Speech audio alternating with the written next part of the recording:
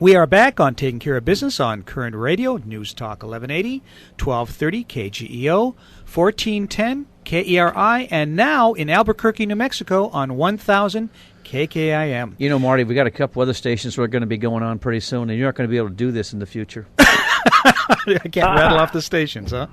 You know, Toby, Clay and I are both in the insurance business, and I do long-term care, and this is one of the things I've been talking about for years, is the elephant sitting in the living room that nobody's talking about, is the fact that our generation, and I do say our, meaning the three of us, is getting older, and we just don't have the money for it, you know, before we go to Obamacare and before we go to this tax increase.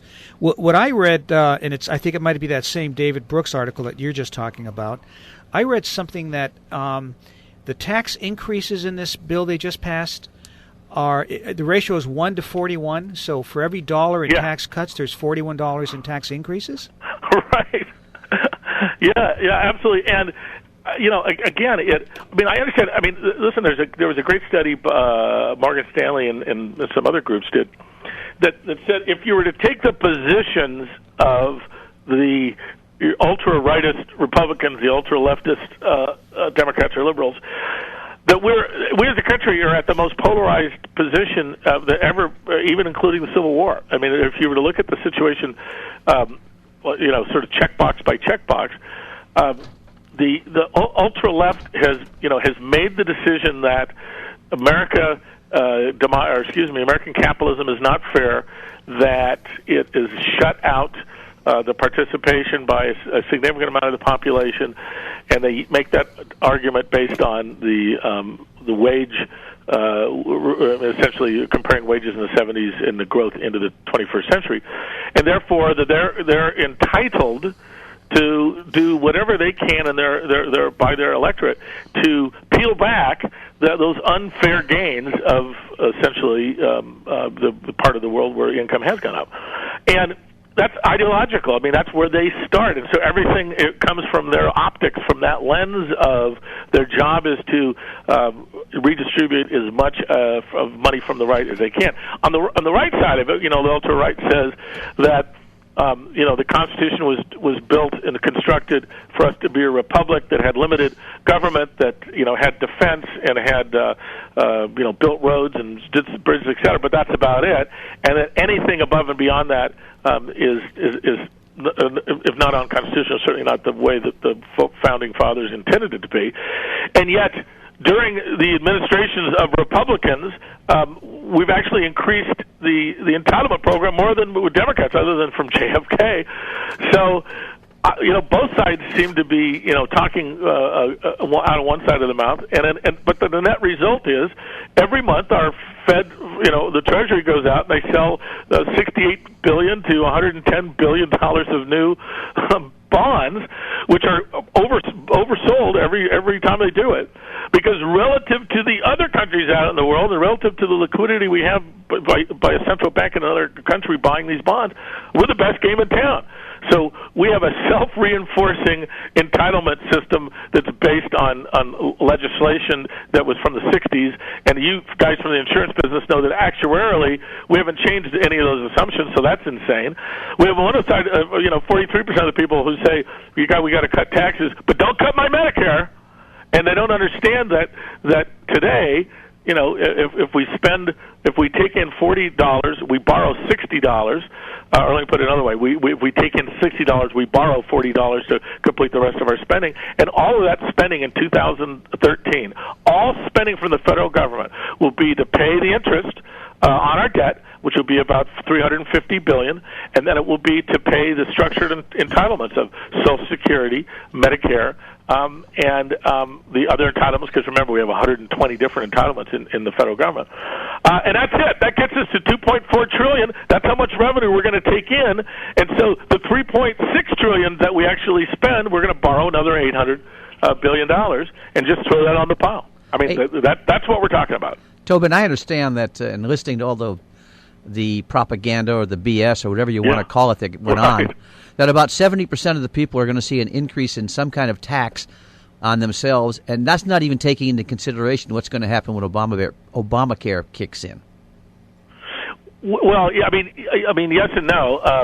If you look at you look at what they settled on in the wee hours on Monday, the alternative minimum tax was really that one that was going to hit 40 million people, and that miraculously got left out. But if you look at dividends, you look at capital gains, any of those things, which people don't have to be in the 2% to be able to get.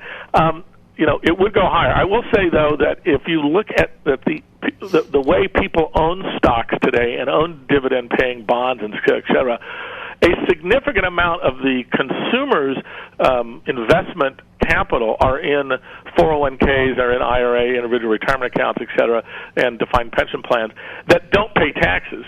So the 70% number, I've seen that number as well, Clay. I don't think that really accounts for the fact that a significant amount of the assets owned by Americans are in their, tax-deferred, non-taxable pension plans. For now. But be that as it may, remember, only 20% of Americans pay almost 100% of the income tax.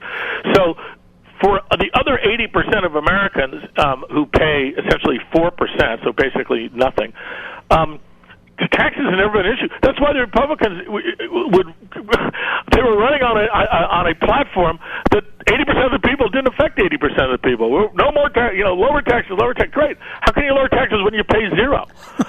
That's one of the big misconceptions here. We've built a society where 20% of the people are paying for not only current promises that we've made in current life, but they're also paying for past promises. Because when you get your Medicare benefit for your 65th year, and you look at how much was paid out for various things that you did, the current taxpayers are paying that. Well, the current taxpayer is 20% of our 155 million households,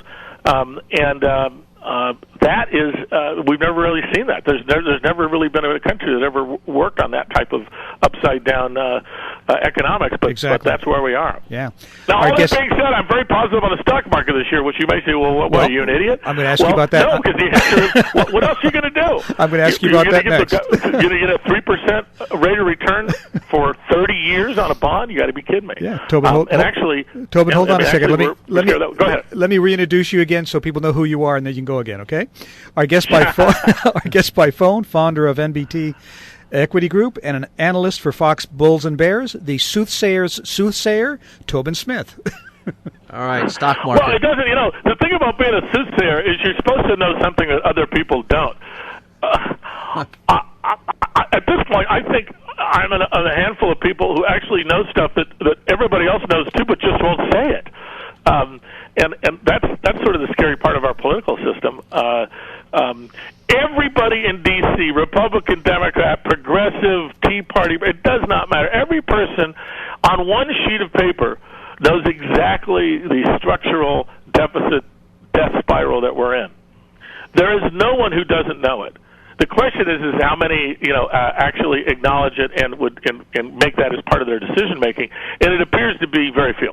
That's probably the scariest part. Let me give you an example. That right now there's 20% of us are pulling the wagon and 80% are in the wagon, and I'm getting real tired of pulling the wagon, so I'm going to go jump in the wagon. Tobin, I mean, obviously this is radio, but if Clay jumps in that wagon, I don't think my back can handle that.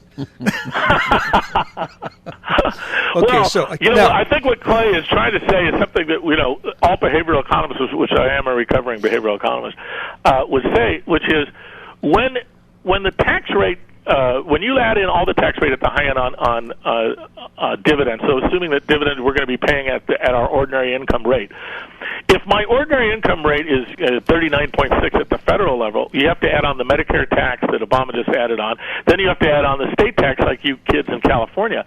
So for many people in the United States who are so-called in front of the wagon, providing the lift, 50% of my dividend I'm going to pay in tax.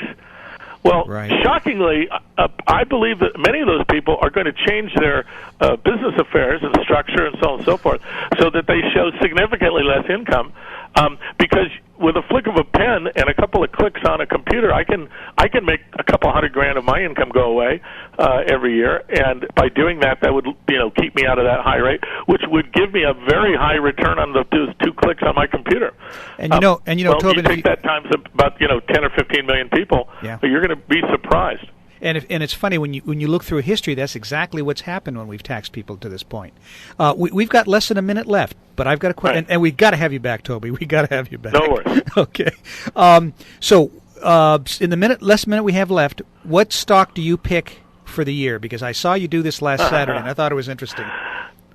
Well, I tell you, my pick for the year, this is an aggressive pick, is RIM, because the BlackBerry 10 operating systems come out. I've been using it as a beta tester for the last week. It is a significant improvement on it, number one. Number two, the telephone wireless carriers are scared to death that the entire cell phone world is going to come down only to Apple and to Android. And they need a competitor to keep those guys honest. So they're going to do everything they can to make sure RIM survives. And then Windows is still going to be sort of an afterthought. But because of the value and the cash they have on their balance sheet, at $11 here, I think it could easily be $22, $25 by the end of the year. And so I would buy it on dips, absolutely. And I'm buying it right now on dips. Okay. I pick money market. There you go. Money market. Way to go out on a limb there, Clay. I mean, do you get a nosebleed from me that far out on a limb? Toby, we got to have you back. All right. And listen, tell your wife thank you very much for setting this up. She did a great job. Well, I appreciate it. Always fun to talk to you guys. And Happy New Year. Happy New Year. It's going to be good for the market. It's going to be bad for the country. So I'm long the market, and I'm short the country. Thanks, Toby. We'll be back in a moment on Taking Care of Business on Koerner Radio, News Talk 1180.